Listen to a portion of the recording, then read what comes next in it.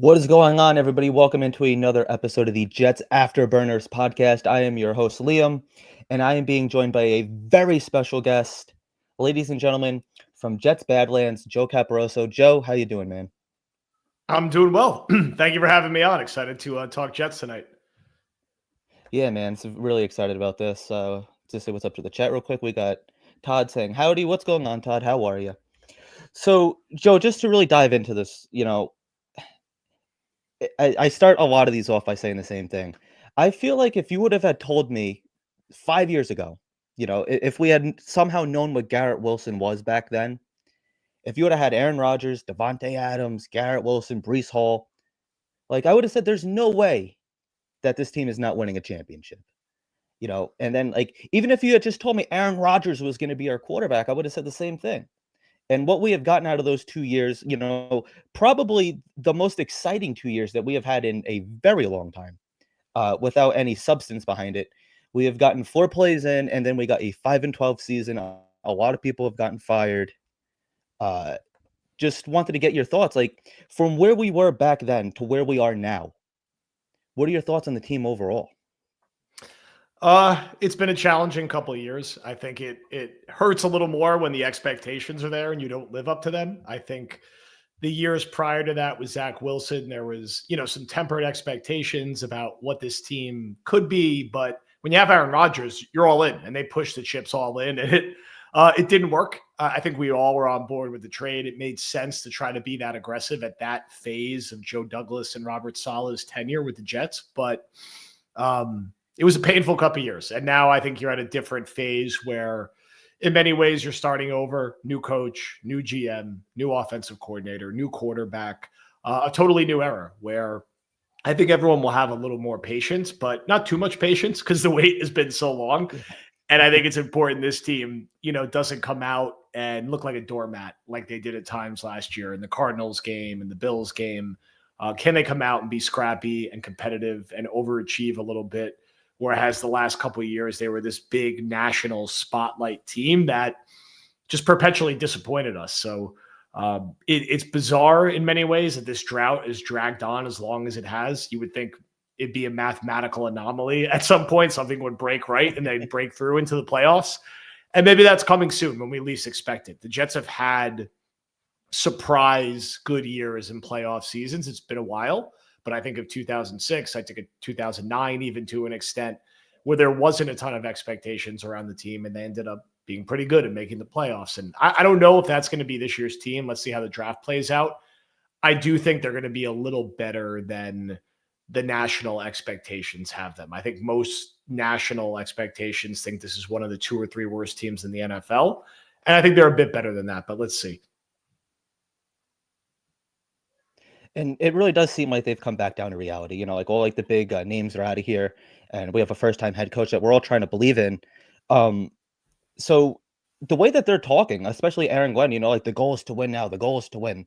They're not punting on the season. Aaron Glenn is making that very clear. Not that he would ever come out and say, yeah, well, we're not trying to win this year. But just from everything that you've seen of him and just knowing his career and his coaching career, he's really come up the right way. If you were trying to get a first-time head coach, why not get the guy that played the game? Especially for the New York Jets. He was here for the single worst season in Jet history and the best. So he saw both ends of the spectrum with that. And then he came up as a scout, and then just kind of built himself up. If anybody's earned it, it's him. So I guess what are your expectations for Aaron Glenn in year 1?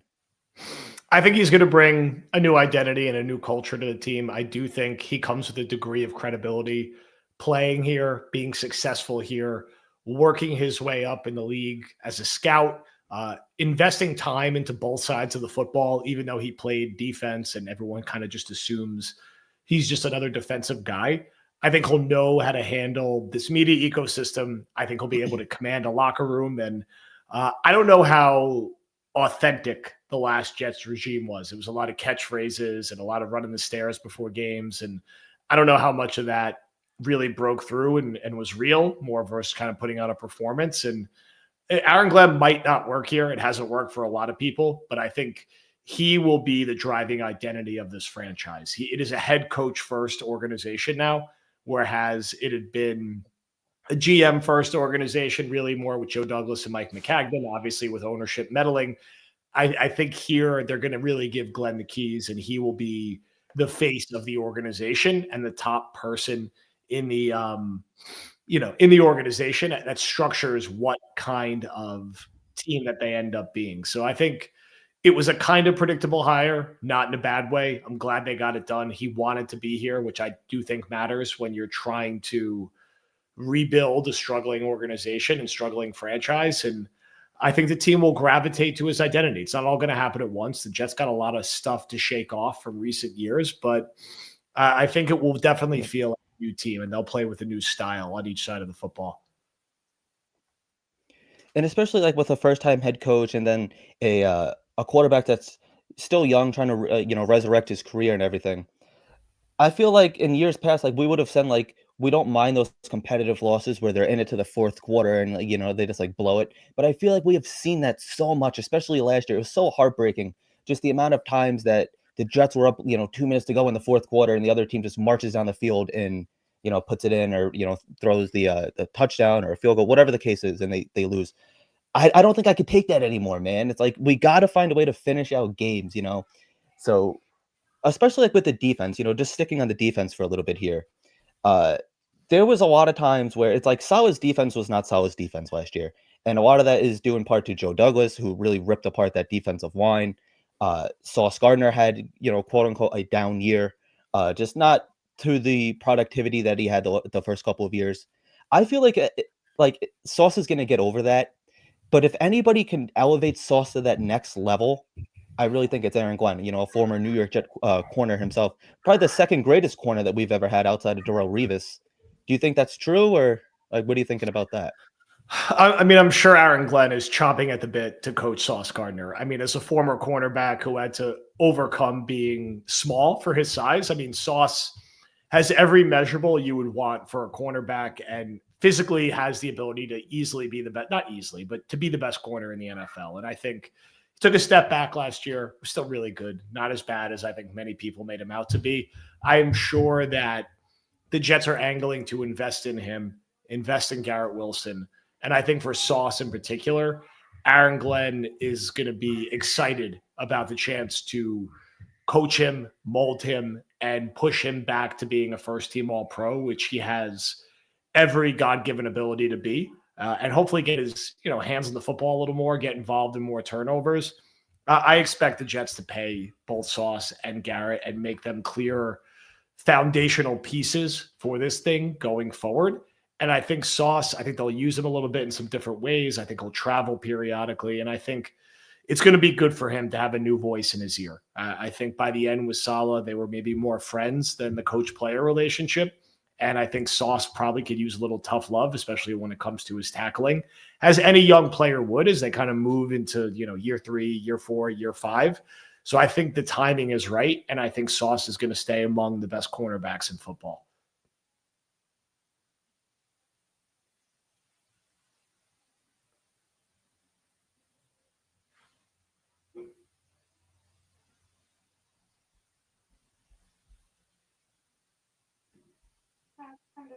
All right, you there, Joe? Sorry about that. I think my Wi-Fi I'm went here. out. I'm here. Yeah, I'm all good. Sorry about that. I don't know what the hell Yeah. happened. I was like, what? It's Right in the a middle of quick that. intermission. It's all good. It All right. happens. Yeah. Yeah, that's all. Had to take a little, breath break there. But anyway, just getting back to what we were saying about Sauce Gardner. We have seen recently, other corners around his draft class get that new contract. Sauce actually showed up to the offseason program, which a lot of players wouldn't necessarily do that without a contract. Do you think that Sauce contract is coming anytime soon? And what does that number look like? I think it's going to get done over the summer for both Sauce and Garrett. I think both will be right around the expected market rate that you saw from recent contracts go to guys like T. Higgins and Stingley. And I think you don't love not going first, but these numbers kind of like slot in based on what the last guy was paid. Maybe they get paid like 2% more. But I think Sauce Right. expects to be paid. I think Garrett expects to be paid. And I think the Jets will get it done a little before training camp. I think it's part of the reason they were a little lighter on spending. I think it's part of the reason they spread Aaron Rodgers' hit over 2 years.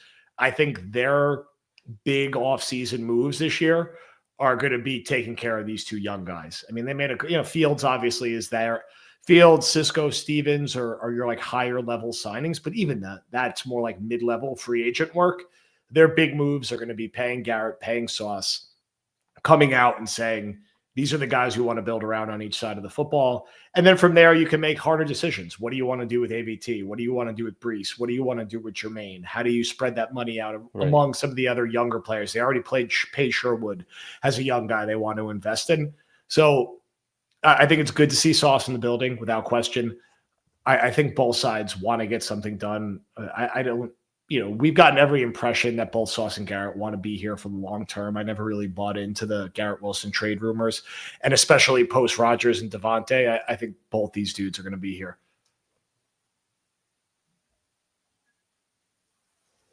Yeah, I think so too. And then another move that like a lot of people aren't talking about is the Alan Lazard move. Like that contract. Like I can't believe he accepted it.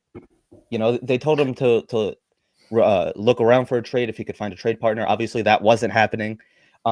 If we were going to keep Alan Lazard, which we are, like I'm very happy with the contract. It's like I think the upside is really high, and I think a lot of the problems, especially his first year, was he was checked out. He knew that this team like really didn't have a chance at competing. Although we all tried to buy into that, but pretty much I don't think Aaron Glenn is going to allow Alan Lazard to kick a soccer ball on the sideline. Is that fair to say? I think that's fair to say. I think, Lazard at that money is much easier to stomach, right? He's being paid effectively as a backup receiver, not as a 1B receiver now. So if Rodgers goes to the Steelers and they want to trade him, much easier to do now. If Rodgers retires or the Steelers don't want Alan Lazard, you could live with him being your number 3-ish receiver at that money. And he blocks and he could be a smaller part of the offense. And you make it work for a year because the rest of the receiver depth chart is very barren right now. Now, that's likely to change. The Jets are going to draft a receiver at some point. It's just a question about how high. They could also still look at the veteran market post-draft. But for now, they keep the flexibility. I still wouldn't be surprised if Lazard got traded at some point, especially if Rodgers comes back. But if he isn't, he's fine at that number as a number 3 or number 4 receiver. Right. We have a question in the chat from Armand, our backup co-host. Question for Joe: how many O-linemen do the Jets draft this year? Simpson and AVT are gone after this upcoming season. I think they'll draft 2 ultimately. I mean, they have a decent collection of picks this year. I think you'll get 1 early and then 1 dart throw late to try to build out some depth. So if they don't take the tackle in round 1, I think they'll get to it right at round 2 or round 3. And then I'd look late day 3. Can they take a flyer on an interior offensive lineman they could have as a developmental player? There's enough picks where I can see the Jets double dipping on O-line, D-line, and pass catcher. And that chews up, 6 of the 8 or 9 picks they ultimately end up making. Definitely will take at least 1, but not crazy to think they'll take 2. Right. Yeah, we're going to get into the draft in just a couple minutes. I definitely want to pick your brain on that. But just sticking to the current team real quick, Justin Fields, I just want to get your thoughts on Justin Fields. Sam Darnold, we all know like the consensus, Sam Darnold, it took him a couple years to rebuild his career. Same thing with Baker Mayfield and a couple other guys. Do you think that that's a realistic possibility for Justin Fields in this offense, or what are you thinking about Justin Fields? Look, the history and the math says it's more likely than not he is just going to be a short-term Band-Aid, not turn it Right. around and be a franchise quarterback. That being said, we've seen it with Sam. We've seen it with Baker Mayfield. We've seen it with Geno. New situation. It just clicks right. And for the Jets, it makes sense to play the 10% lottery ticket with the 26-year-old freak athlete and hoping that it hits versus trying to squeeze an 8-9 or 9-8 season out of a 42-year-old quarterback who's going to get hurt. So once you decided you were going to move past Rodgers, Fields was probably the best option. He has the most upside. He was a first-round pick for a reason. He could run the ball as well as just about any quarterback in the NFL outside of like Lamar Jackson and Jalen Hurts. And Josh Allen. So he's up there. And, it's a 1 to 2 year commitment. And if it hits and you figure it out quarterback, that's an absolute home run. And if it doesn't, you bought yourself some time to get to a draft that likely will have more options at that position. Or maybe something crazy happens, like the Cowboys want to trade Dak Prescott in 18 months. Like, you never know. You got to keep your options open. But for now, Fields, good upside swing in this situation. We know he could run the hell out of the football. Can he be an average passer? And if he can do that with his running ability, you probably have like the 17th or 18th best quarterback in the league, which probably allows the Jets to be about 500 this year. Right. Maybe if something breaks right, you could sneak into the playoffs. That's really the ultimate goal. Another thing that has been rumored is a Breece Hall trade. A lot of people are saying that the Jets might be going Genti at 7. I would absolutely hate that. But do you see a realistic world where Breece Hall is not on the team come September? I expect him on the team. I do too. I understand a little bit where the rumors are coming from, and maybe they're intentional to put a little pressure on him because he was a bit disappointing last year. It's unlikely he's ever going to get a long-term contract here, but he's under contract this year. They could franchise tag him next year.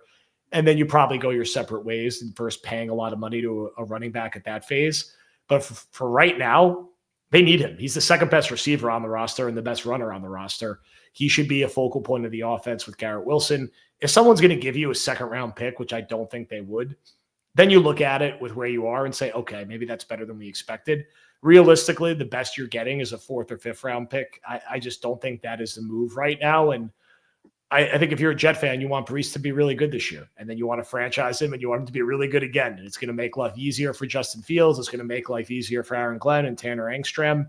So I ultimately expect him here week 1. I think the Jets are going to run the football more than any team in the NFL this year. And I think he's going to be a big part of that. Do you think that Braylon Allen is going to have a much larger role this year, and maybe even Davis? I do. I like Braylon Allen a lot. I don't really know what happened after week 2 last year when he looked like Derrick Henry. I think they're going to run the ball at such a high volume that those guys are going to get more opportunities. They'll be better as second-year players. They'll be more used to the NFL. Allen is so young and such an athletic freak that you just have to get him out there. Get him out there with Breece. Have both of them out there. You're better if both of them are out there with Garrett Wilson and whatever you end up doing at tight end and with Fields running around. And Davis showed some nice juice down the stretch as well. So I think Glenn was right in saying all 3 of these guys could play. And, there's going to be weeks where the Jets want Justin Fields to throw the ball like 17 times. And he's going to run the ball himself 10 times. And Breece is going to get 15 touches. And Allen's going to get 11 touches. And Davis is going to get 6 touches. And that could be hard to stop for certain defenses, especially if the Jets finish off this offensive line. Braylon Allen's a guy in particular to watch for a little bit of a leap in year 2. You just touched on a position that I've really been wanting to dive into, and it's my pick at 7. It's not the sexy pick, but it's the tight end position. The Jets currently do not have a tight end really on this roster. I don't really count Kuntz as a tight end and, whatever else they got there. My guy at 7 is Tyler Warren, the Penn State guy. I absolutely love him as a tight end. I absolutely would love him on the Jets. Do you think that's realistic? Is that the guy that you're looking at? Or what are your thoughts on the Jets' current tight end position? And what are your thoughts on the how realistic is it that they take him at 7? I think it's absolutely realistic. I think him or Membu are far away the highest betting odds for who the pick is likely to be. I will probably settle as Warren as my final mock pick ultimately because I think there's a chance Membo goes before the Jets even pick at 7. I think they need a tight end badly. And what I like about Warren is that he can play all 3 downs. He can contribute in the run game. He can contribute in pass pro to helping the right tackle. And of course, he could contribute as a pass catcher, and he'd immediately become their number 2 option in the pass game behind Garrett Wilson. I think there's a little Jeremy Shockey to his game, and I know Jet fans might not have loved Jeremy Shockey, but he was really good. And I think Tyler Warren's Yeah. going to be really good, and he's going to play with a certain physicality and help open things up for Garrett Wilson in a way that they just haven't had for a while. So if you're confident that you could get a right tackle on day 2, which I think in this class you can, not crazy at all to look at Warren at 7, especially if Membu's gone. I think that is absolutely the pick versus reaching for somebody else. The one thing that kind of upsets me with Tyler Warren, from this fan base and just like all around, they're saying if you pick him at 7, he better be Brock Bowers. But Brock Bowers is coming off the greatest tight end rookie season of all time. It's like, see, like me and Dan argue about this because I said like it's not fair to expect that to be him. And he's saying if you're picking him at 7, it absolutely is fair to expect him to be Brock Bowers. Where do you stand on that? I don't think he needs to be Brock Bowers. They're different players completely. Bowers is a really good slot receiver who's listed as a tight end, and Bowers is awesome. I was a big fan of him last year. I'm happy the Jets got Fashanu because they needed a left tackle, but you wouldn't have heard me complaining if they drafted Bowers. They're very different players, and you have to take every year in itself. You can't just not draft Warren because he's not Brock Bowers. This year in this class, Warren is a top 10 player, and he's a top 10 player that fills a really big need you have. And I think Warren could come in and have 55 catches and 670 yards and a handful of touchdowns and be a great blocker and then build on that. And you'd feel really good about that pick. And he could be a building block with Garrett Wilson and get some of that Laporta, St. Brown action that the Lions have that Angstrom could build off of and add just like a nastiness and a physicality that I don't doubt the Jets are going to want to play with. It's a lot to deal with tackling Justin Fields, Tyler Warren, Breece Hall, Braylon Allen over and over and over again. So I think style of play, personality-wise, he'd fit really well here with what they want to do. And like you said, like his personality too. Like I really think like that's the kind of player that Aaron Glenn wants, like that nasty player that's willing to put the team on his back, throw me the ball, I'm gonna make a play, we're gonna win this game over my dead body. Like that's what you want to see out of like these young players. And Armand has another question here. Do you think the Jets will trade up to 5 for Armand Membu? I don't think the Jets are going to be in the trade up business this year. I don't think there's enough of a gap separating some of these guys on their big board where they're going to give up a day 2 pick to jump from 7 to 5. I think there's a real world the Patriots consider Membu, even though we'd hate to see that. And I know like, oh, is he going to play left tackle, right tackle? I think if they sour on Will Campbell, I could see them just pulling the trigger there and figuring it out later. I'd be really surprised if the Jets traded up this year. My guess is they're more likely looking to trade back, but it's a hard year to trade back because there's just not that many guys people are going to come up for, and everyone always wants to trade back, and it's easier said than done. So I wouldn't, if they're really adamant about getting a right tackle and Membu's gone, maybe you trade down a few spots and take Banks, and I think you'd be okay with that. Like, could you trade down, get an extra 3rd round pick, and get him 4 or 5 slots later? But I don't see them being proactive and moving up. And this is really where Muji's going to earn his money. Like how can he manipulate that draft board? I think Joe Douglas typically overall did a pretty good job at working the draft board. You pretty much did answer this question, but I'll throw it up there for Armand anyway. Will the Jets trade back if Membu is drafted before them, even if Tyler Warren is still there? It's not out of the question. It really depends how they have these guys ranked and what the offer is. Can they get an extra 2nd round pick? And they really love the depth of the 2nd round at a certain position and they want to load up. Not crazy to think that could they move back a few spots, get Banks at right tackle or get Loveland at tight end, and then have an extra swing in round 2 because they still need interior defensive linemen. They need a starting safety. They need a wide receiver. So maybe they want more dart throws on round 2. And if you're able to get enough compensation for it, you have to consider it. Yeah, absolutely. Johnny Boy is saying it was very nice seeing you at the event last weekend. Great time, Thank my you. dude. Love that. Thanks for coming What do we out. have? Yeah. Afram says, after Membu, what positions are you looking at in the 2nd round? If they go Membu, you're looking at Mason Taylor at tight end. You're looking at Jaden Higgins at receiver. You're looking at Jack Besh at receiver. Maybe you're looking at Trey Harris could be a little high for him. Tyleik Williams on the defensive line. I think those are all names you'll hear mentioned. Receiver, tight end, defensive line, I think will be the main three that you see the Jets focusing in on. Right now, what are your top tight end, wide receiver prospects that could be a really good complement to Garrett Wilson and I guess Alan Lazard? Yeah, I don't think the Jets are going to be in the Tet business in round one. I just don't think that's going to match up. I like Higgins and Besh in round two. I like Kevin Williams and Trey Harris in round three. Those are kind of, I don't think you want to wait until day three and round Yeah. four and round five. The receiver need is too great. You need to leave Friday night having drafted at least one wide receiver. So Higgins, Besh, Harris, Williams, those are all interesting names that I think the Jets should be looking seriously at. I just don't see them going receiver in round one, even if they trade back. I don't think it's going to line up for them this year. It's not that kind of class for it. Now, just getting back to the offensive line here for a little bit. This is probably, I mean, like we're saying that right tackle is a major hole right now, which it is. But overall, this is probably like one of the most complete offensive lines that we have had in a very long time. Do you see a situation where maybe we do take like a day three guy, like we don't really address that right tackle and we just kind of fill like weapons and maybe, I mean, like the defensive line needs a lot of players too. The defense Yes. in total needs a lot, like we don't know what's going to happen with the linebacker position. Obviously, we paid Sherwood. We don't know what's going to happen with Quincy and, that whole. But do you see like them maybe not focusing on completing that offensive line and just kind of rolling with who's, Aquafor is there. I know I'm saying I call him Aquafor. I know it's not how you pronounce it, but that and then like who do they have? Like Max Mitchell, I think too. So it's like, Yeah, Carter did they just Warren. kind of go to a lesser option? I hope Yeah, they Carter don't. Warren. Yep. I could see them. I hope they don't do this, and I've just been calling him Chugs because I think that's his like official nickname.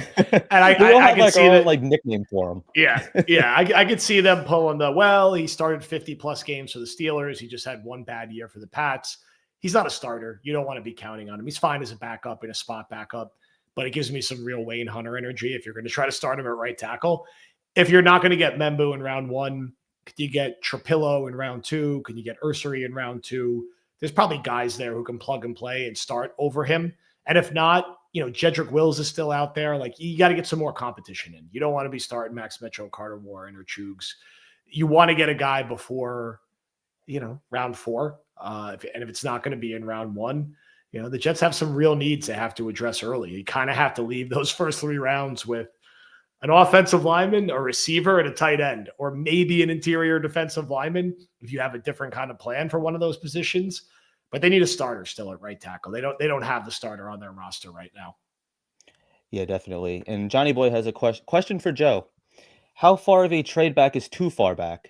And which team would it be? And what would it take for us to trade back? It's kind of a very vague question. So You need a team who wants a quarterback. You need Sanders to fall, which I think will happen. But does Pittsburgh really want him? Do the Saints really want him? Do they want Sanders or Jackson Dart? I think the Steelers are 21. I mean, that's a pretty far drop back, but you're probably getting another two. And at 21, can you get Loveland and say, okay, we got tight end there, and now we're going to go get Trapillo or Ursary in round two. We have another second round pick that we're going to take Higgins with, and then we still have our third to take a defensive lineman.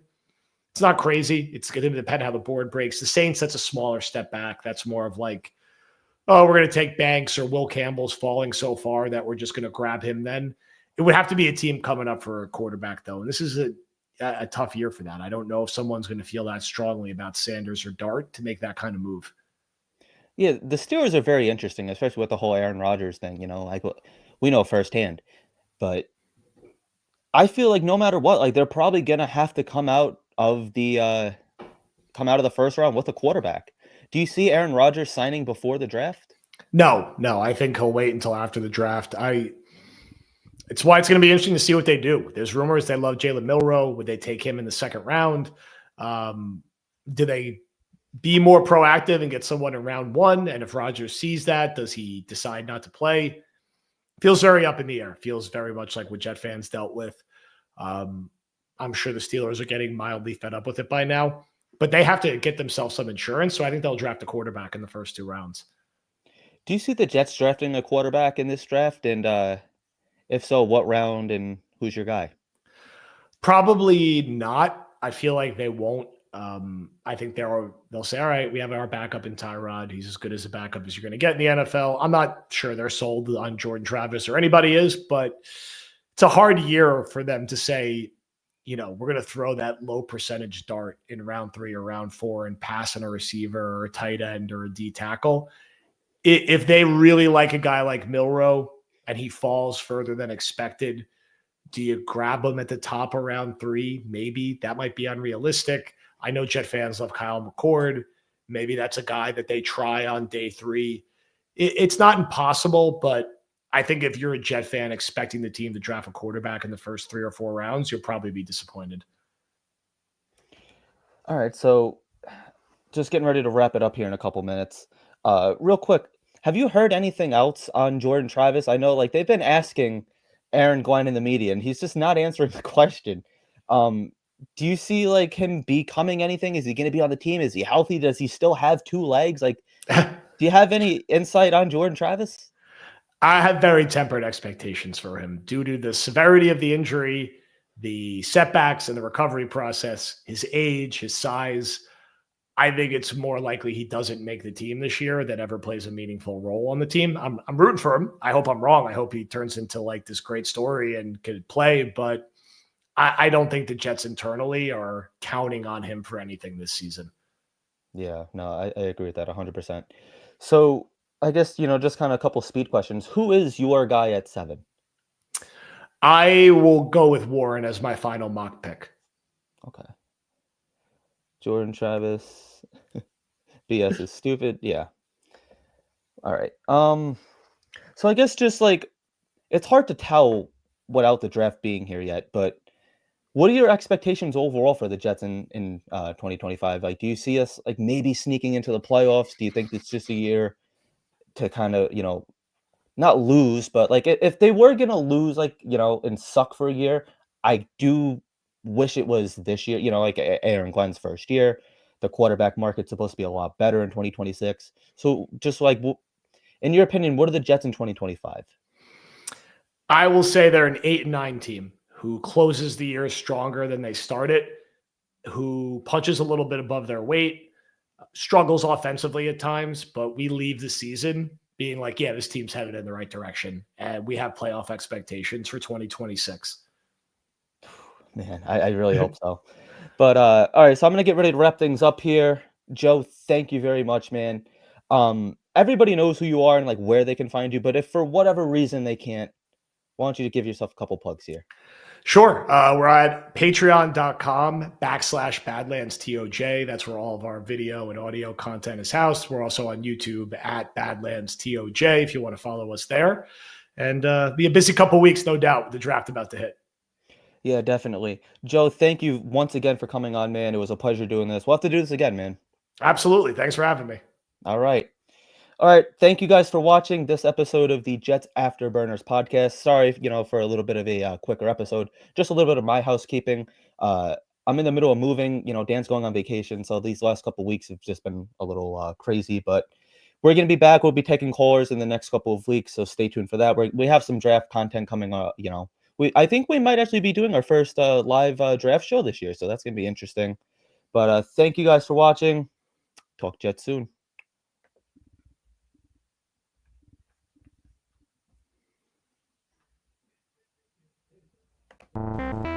Quarterback, Ken O'Brien of California Davis.